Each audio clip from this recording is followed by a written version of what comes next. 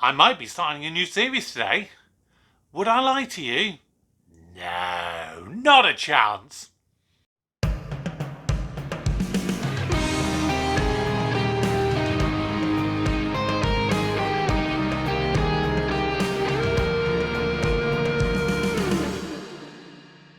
Hello everybody, welcome to the channel. My name is Kevin, I am a geek, you are watching Kevin the Geek, and it is Throwback Tuesday. This is where I will react to suggestions given by you guys, and this is one, I'm not going to be doing the exact clip that you suggested, but this suggestion comes from Jack, so thank you for this, Jack. This is Would I Lie to You? It's a panel show where basically contestants try to deceive their fellow contestants by telling lies or sometimes telling the truth, and see if they can work out whether they are telling the truth or whether they're telling lies. It is an interesting concept. I am really intrigued. I know it's been going on for a heck of a long time. It's about 17 series or so. So I'm going to react to the first ever episode, which I believe it's a different host now than it was. I believe it was originally hosted by Angus Deaton, and then from I believe the third season onwards it changed to Rob Brydon, who most people are familiar with from Gavin and Stacey. So I'm really intrigued. I'm going to check it out. Jack suggested I watch the best bits from Lee Mack, but that was quite a long one. It was like a 2-hour video. I thought, oh, that might be pushing it a little bit. So I'm going to go for the very first episode of the first season. Let's check it out. Okay, everybody, make sure you got your snacks, make sure you got your drinks. We are checking out Would I Lie to You? This is the first ever episode, Series 1, Episode 1, starting in 3, 2, 1.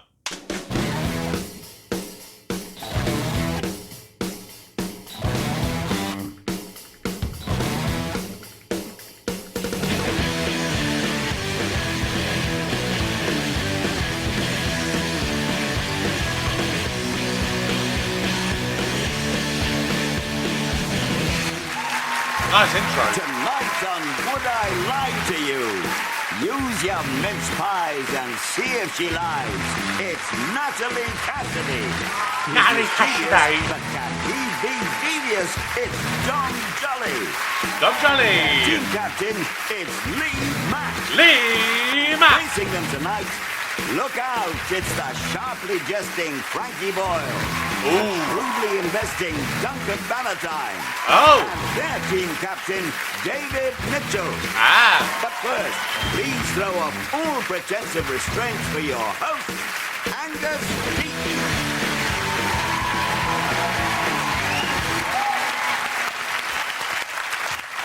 Thank you, good evening, and welcome to Would I Lie to You? Over the next half hour, you'll be hearing more lies than an estate agent working on commission only. One useful tip when spotting a liar is that they often give themselves away by a variety of facial movements, unless, of course, the question you ask them is, have you had Botox? So we begin, perversely, with round one, which is called Home Truths. Our panellists read out a statement about themselves, and their opponents use a combination of potluck and guesswork, thinly disguised as intelligence, to decide if it's true or not. Guess right, they get the point. Guess wrong, the others get the point. What could be easier? Simple. Exactly, almost anything. Dom it is, who kicks us off with his first home truth. So, Dom.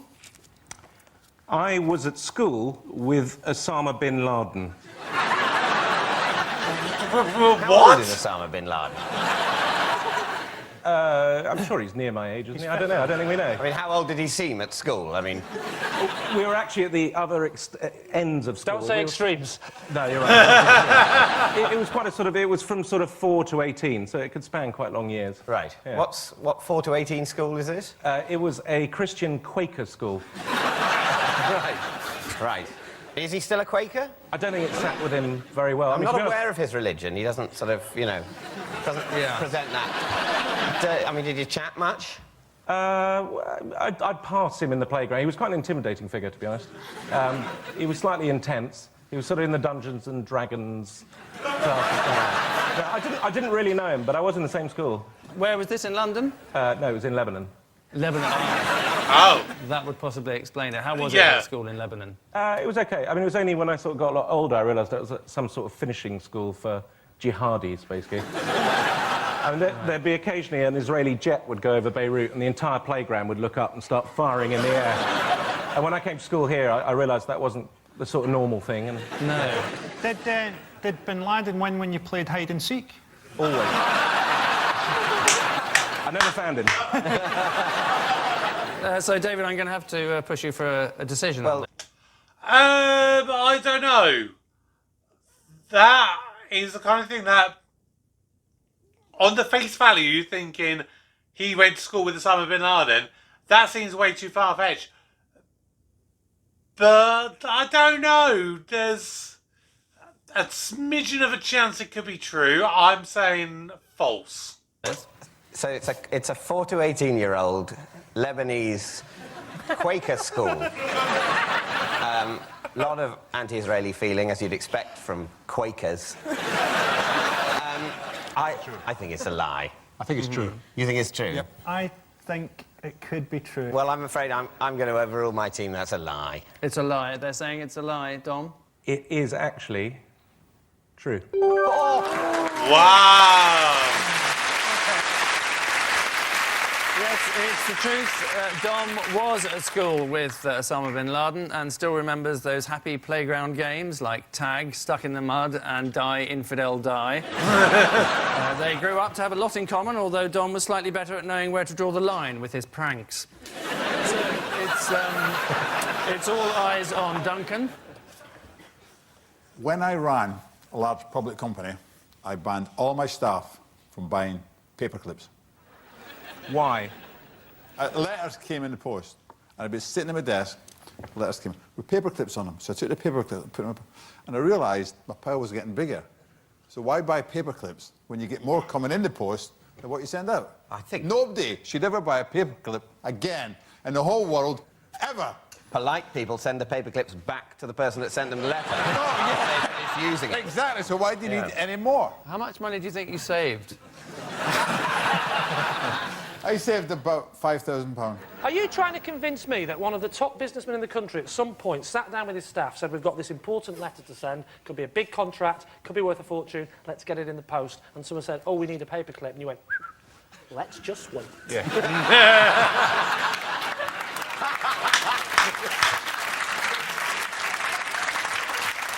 No. Do you reckon there was a moment after you started in the job when everyone was going, I wonder what the new boss will be like? I wonder what the Christmas party will be like this year. Oh, here's a memo. Reuse paper clips.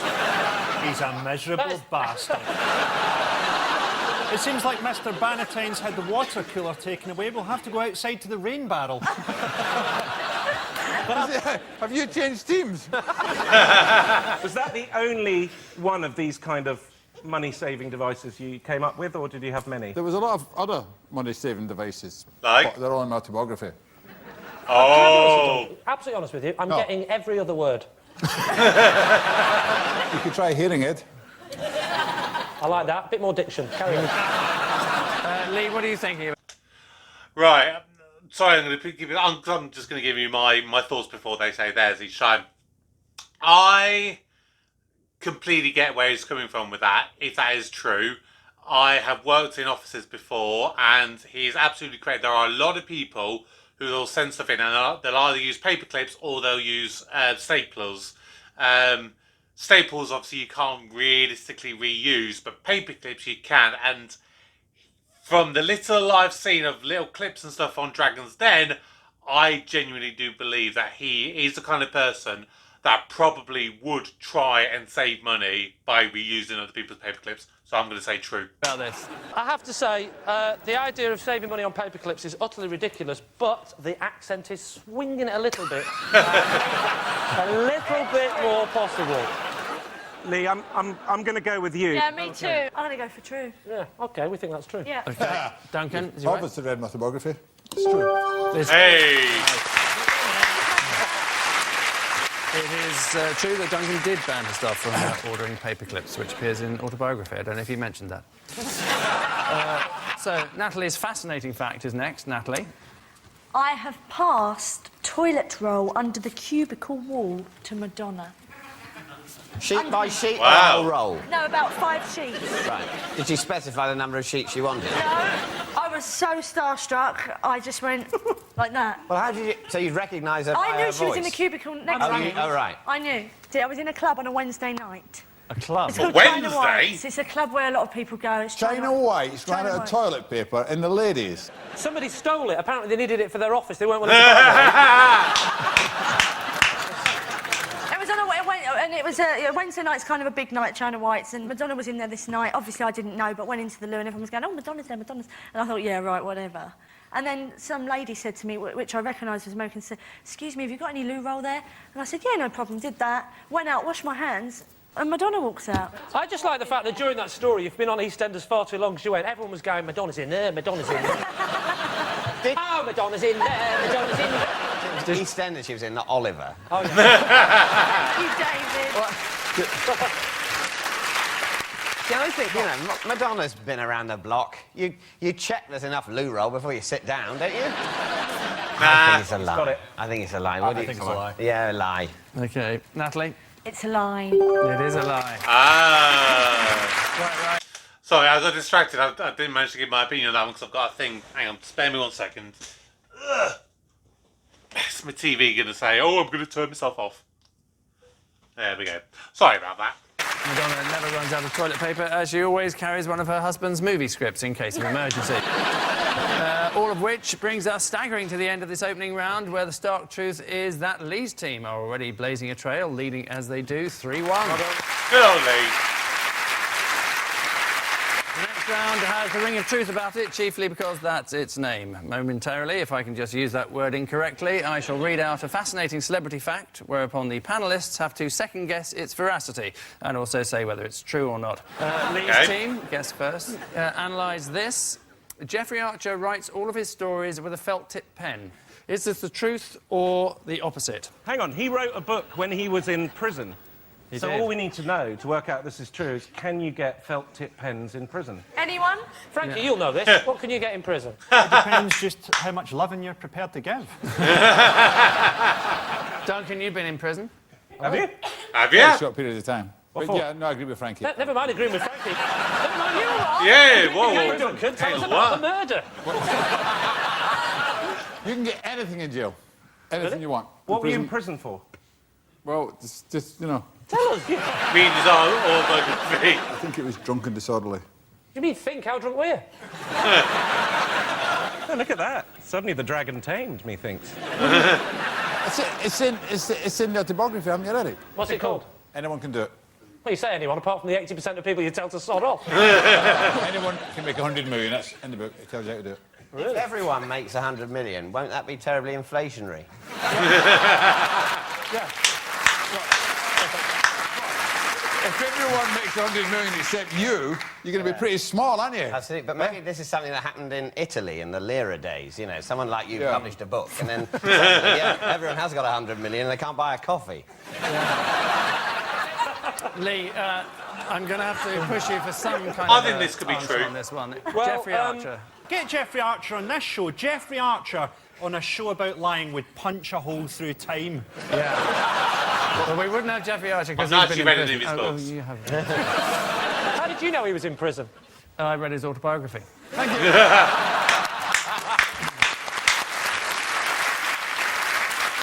Which was spectacularly poor. OK. Just out of interest, when you finish having sex, do you say, I'm out? Yeah.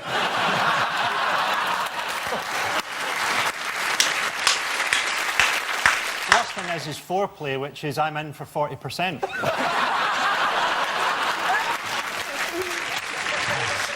Anyway, Jeffrey. I think Yes. he does. Yes. Yeah, I think that. Team captain? I think he does as well. Then I think if you're Okay, saying he We're on a does, lucky streak. yeah, let's go for it. You're saying- Okay, then we'll say he does. He does, and the fact is, he does. It's completely true. This is, in fact, true. Jeffrey Archer does write all of his stories with a felt-tip pen. His first job, incidentally, was working for Oxfam, and he still has a unique connection, as they're now the main stockists of his books. David's team, Your quote comes from the great 20th century poet, essayist and raconteur Jodie Marsh. Everyone thinks I'm thick, but what they don't know is that I won nearly £6 on a Weakest Link quiz machine. Wow. I've played on those at the pub in my younger years. They are incredibly difficult to win money on. I'm going to go with a lie, just in advance with this one. If I was going to make up a lie like that, I'd reach for the stars and say a tenner. One thing Yes, about that please. quote which is really sad is, I know that I won nearly £6. What's Oh, yeah. £6? What, so Why did she not £5? say £5.40? Well, actually, but those machines, they don't give they give quid, single quid. So nearly six, the nearest to £6 she's got is £5. £5. You can't say five. I mean, you know, as a businessman, where are your accounts when you start calling £5 nearly six? Suddenly, £5 billion is nearly £6 billion. That's a £1 billion shortfall. This was the 27th birthday party of one of her friends when she got very, very drunk. If you had to get someone to answer a question on a quiz machine to save your life, right, would you get Jodie Marsh?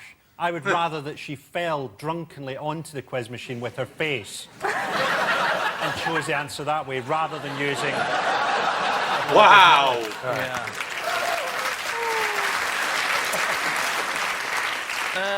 I'm going to have to press you for an answer, I'm afraid. Say yes. True or lie? You think it's true? Yep, it's true. You don't care, you just want to murder her. I think it's false. Yeah, right. I don't know, but that's the game. Yes. I think it's false. They're saying it's false. It is indeed a lie. Absolutely correct. Well deduced. Jodie Marsh did not win £6 on a Weakest Link quiz machine. Jodie left school with 11 GCSEs and 3 A-levels. I don't know whose they were, but she left school with them.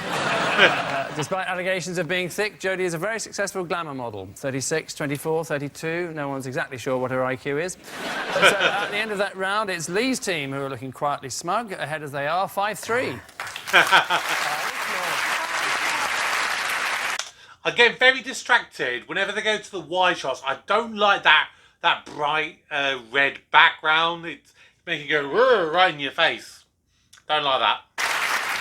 Our next round goes by the somewhat truncated title of This Is My. Each of Lee's team will claim to have a genuine connection with tonight's special guest person who we're about to introduce you to. It's up to David's team to weed out the bona fide from the bogus. So please welcome this week's special guest person, Ina. Sorry, I just need to adjust myself. Now, Lee, perhaps you'd like to start off by telling us how you know Ina. Yes, I know Ina because she's my local news agent, and she actually sold me a scratch card which I won £2,000 on. Natalie, what's Ina to you? Ina's worked on EastEnders for 21 years and as an extra supporting artist, and she used to run the lampshade stall. And lastly, Dom, what's Ina to you? Yasu Ina.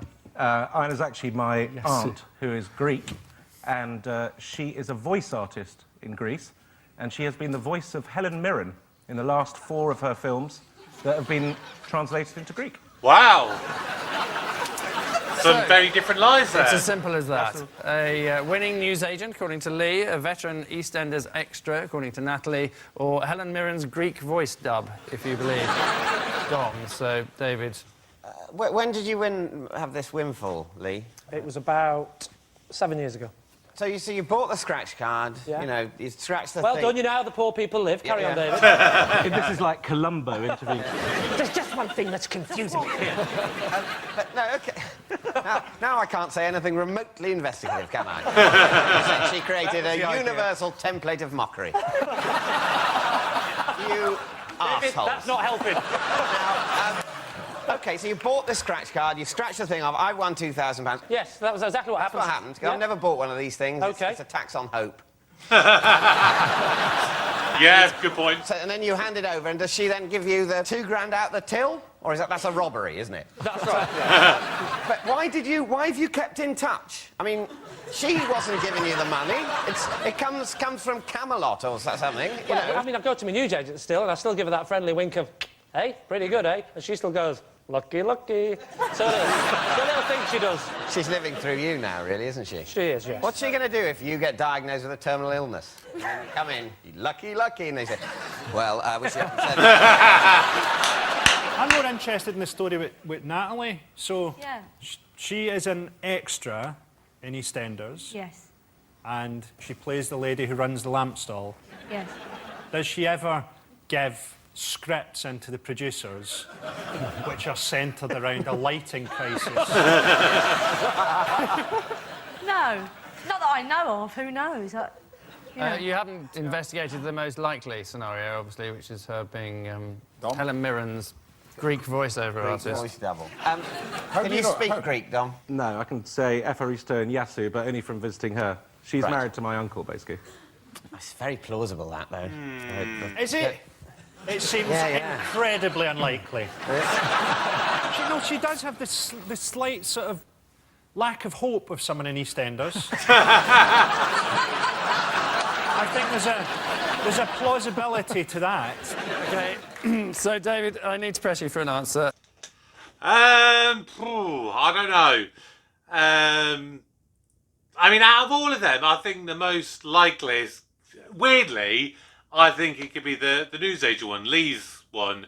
I mean, it's saying like, oh, you keep in touch with her. She's a newsagent. If that is indeed what she is, you don't necessarily have to keep in touch. You could literally just go in there weekly for milk and bread. You know, it doesn't necessarily have to be because of the lottery or anything, you know? Is this Lee's lucky newsagent, Natalie's lampshade seller from Albert Square, or Dom's Greek thespian aunt? You both think Natalie's extra? I think the savage, browbeaten air of an EastEnders extra hangs among us. But she looks a bit like Doc Holland. Have you ever heard of a concept called mercy? Right, well, I haven't got a clue, so I'm going to go with the team. I'm going to say it's Natalie's colleague. OK. Ina, perhaps you'd like to tell us who you really are. Natalie's my friend, and I've been an extra for 21 years on EastEnders. Yes, indeed. 21-year-old veteran of EastEnders. Well done to Ina Clare. So a lampshade store might be an odd thing to find in the market, but it's essential to Albert Square, since lamps can be used to electrocute people, smash them over the head, or strangle them with the flex. Sometimes all in the same episode. Telly-Tales is the brilliantly alliterative title of our next round. David's team will follow up a clip from a classic TV series with an additional fantastic fact. Lee's team then declare whether the fact is either the truth or complete Piers Morgan. And tonight we bring you the delights of vintage Doctor Who, a show with the same budget as a school nativity play, but with slightly lower production values. Doctor Who! Well, here's a quick reminder of some of the Doctor's multiple incarnations.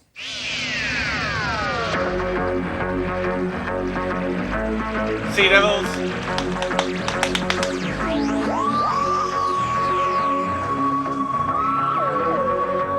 Social call.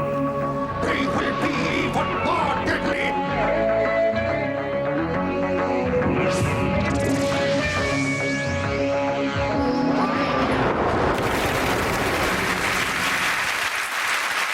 I've got to get this right. To point out, no Daleks were harmed in the making of that clip, although the actor inside has never walked again.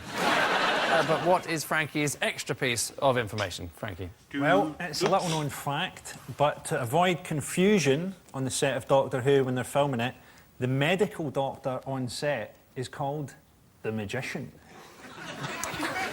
So you think about it, there could be confusion because obviously the doctor is Tom Baker or whoever. Obviously, it's a much bigger problem on Casualty. I don't understand the confusion. An extra, say Ina, who's working on Doctor Who, has a heart attack, and someone shouts, "Is there a doctor here?" And Doctor Who, confused, says yes and does surgery until someone says, no. I mean, Not really a doctor. I know TV people are like dim, but...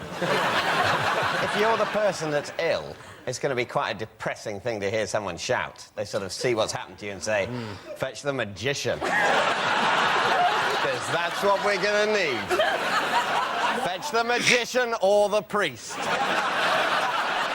I think it's a superstition. I think that's the answer. It's like, you know, your whistling is supposed to be bad luck, break a leg. So basically, if someone instead comes of on good set, luck. it's like the Macbeth thing or Hamlet thing, whatever, you're not supposed to say it, is it? Exactly that. So what happens, you're trying to convince us now, Angus, that someone would walk in and say, so is that the resident doctor? And somebody pops out of a Dalek and goes, oh, am being told about the rules and the superstitions? You bloody idiot. Now I've got to turn around 3 times and spit. We're not joking. Lee, could we have your answer? Yes, sorry. Right. My little Dalek friend here, we've been having our discussions. I mean that's fantastic. I love that as an idea, but I've got to say I think this has got to be a lie. I don't think they would use magician. I think they're more likely. I can understand them like saying we can't call it a doctor because of confusion or whatever. But to be perfectly fair, the most common terms usually used is medics and first aiders rather than doctors. So I'm going to say it's a false. What do you think that's in summary? I'm going to say it's false. I think it's false. Yeah, Dom? I think it's true now. I mean, it doesn't make sense, but it's telly. It doesn't have to make sense, so they probably do. I'm going to have to overrule you there, Dom, and go for Natalie's decision there and say that it is, in fact... That is leadership. ...not true. Frankie? Yeah!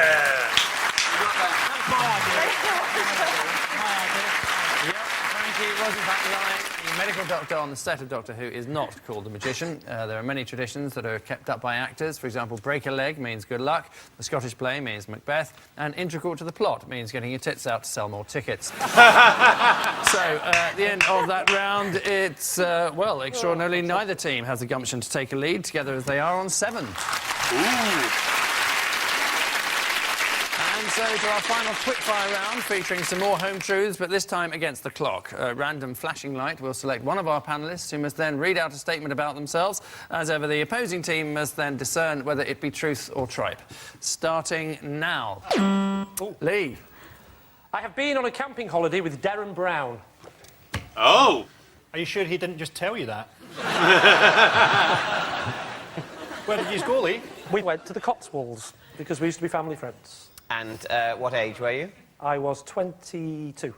And were other members of your family there? Oh, in total, there was 4 of my family and about 3 or 4 of his. And did you put your own tent up? No. Well, that's funny enough. He just did that. I woke up and it was done. I was dressed as Elvis. I was eating an onion. I was livid. How did you feel about going on a sort of weird dual family camping trip at the age of 22? Shouldn't you have been, you know, clubbing or something in Ibiza? During the trip, did at any time the 2 families say to you, you boys thought of getting girlfriends? David, is Lee to be believed or is he not? Nah, lie. It's the sort of weird thing that would happen. I think it's probably true. No, it's I lying. don't know, it makes it my call. I hate that. It's all down to you. I don't think it's true. OK. Is it true or a lie, Lee? It's a lie. Yes. Next. David. Aged 5, I wrote to Play School to suggest how the BBC should resolve their union conflict. Can I just say, this needs no discussion. Clearly True. True. Yeah, what was the union conflict? Remember the clock in Yeah. Play School? I do, yeah. And it had sort of things underneath it that would revolve. Yeah. And at some point, the things underneath stopped revolving, and apparently this was a result, my parents told me, Of a union of some sort of union dispute. Did you sign off, David, age 5? I don't really remember. I think I probably put my surname. I was a formal little thing. So what are your thoughts? Let's face it, if Lie. anyone here did write a letter at 5 to the BBC about unions, Yeah. my money would be on him, so... I would say... True. Yes, we're looking true now. What do you think? OK, That's a they're fact. saying truth. So Right, is it okay. the truth or a lie, David? Lie. It is true. It is, of course. Oh my God. Yes, it's actually true. David did write to Play School when he was 5 to suggest how the BBC should resolve their union conflict. He was the first 5-year-old to use the word scab when not referring to his knees. Next, Dom. Ooh. For 6 months, I worked as Trevor McDonald's driver. Well, how did you get into that? I was trying to get into the sort of world of news, and that was a way in. How did that go? It was very good. I was a producer at ITN for 3 years. Really? Till I changed my tack and started dressing as a squirrel. Being his driver was a stepping stone to being a producer? No, it was a stepping stone to getting into a corporation like ITN, which I did. Right. I can't see them going, oh, we need a new producer. We need to get a new angle on the whole Serbian conflict. Well, I've got a driver. Can I just say, I didn't go straight from being his driver to being a producer. I was gonna say. There was a more sort of formal ladder once I'd got in. OK. David, what is your final thought about... I'm not going to say What do you false. think? It seems to me he's probably telling the truth. It's probably the sort of creepy arse-licking way you can get a job in show business. No, it's absolute lie. Here I am again. I think it's a lie. You're saying it's a Yeah, lie? lie. OK, Dom. It is. Divulge the truth. A lie. It's a lie.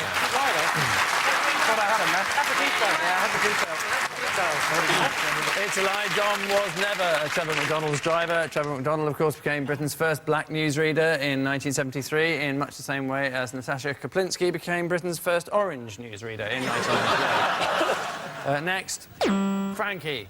I am allergic to coins. What happens? Why are you allergic? They got copper in them. All British coins are made of cupro nickel. Yes. I'm allergic to copper. You must you're occasionally allowed to have copper, to deal not in points. money. So do you have special gloves, or what do you do? No, I just take them and it makes my hands a bit sore. What about silver, like 50p pieces? Are they copper? They're cupro nickel. What about gold Is that true? doublets? I'd be all right with that. So often I shop in the 14th century. Lee, what are you veering towards? I'm veering towards... False. There's a possibility that this is true, actually.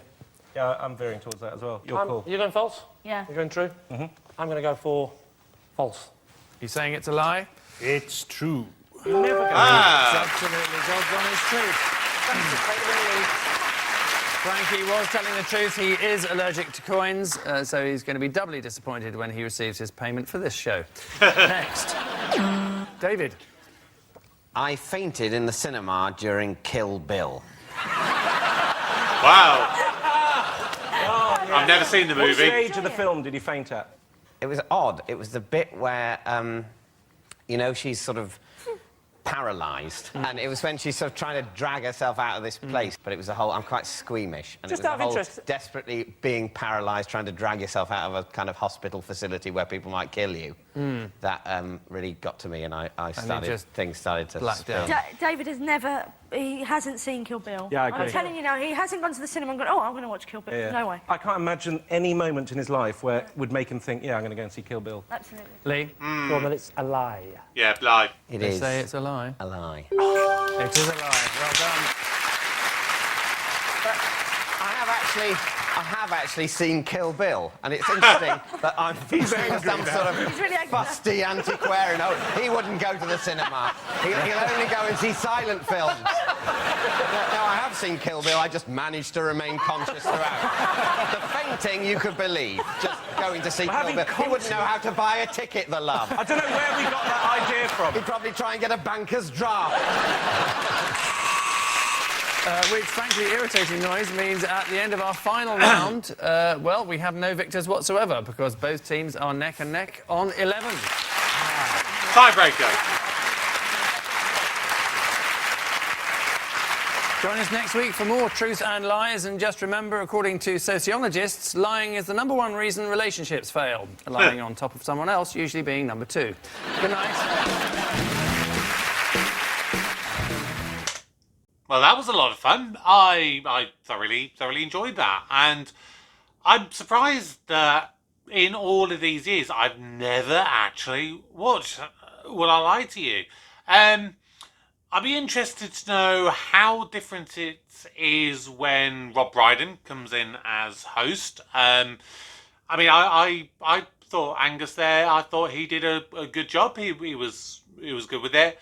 And if David and Lee are the team captains for literally all of the episodes, I think that's a really good choice. Because they're obviously so very different to each other. David is, more posh and polished, whereas Lee is kind of a diamond in the rough kind of thing. But yeah, Lee his wit is so quick, and there could be an element of saying, maybe he isn't quite as quick as it appears, through the joys of TV editing. But I've heard a lot of people say of British comedians, he probably is got the fastest wit of anyone. So I can believe that he, would come in as quickly as he does in a lot of those cases. But yeah, I really, really enjoyed that. So if you would like to see more of Would I Lie to You, then please like the video, subscribe, comment down below. Tell me that you want to see more of this, and I might consider doing it. It's the kind of thing that I don't necessarily have to do this in any particular order. So if there is a specific episode that you think that's a really, really good one to watch, then again, drop it in the comments down below and let me know. But until next time, my name's Kevin, I am a geek, and you've been watching Kevin the Geek. Goodbye.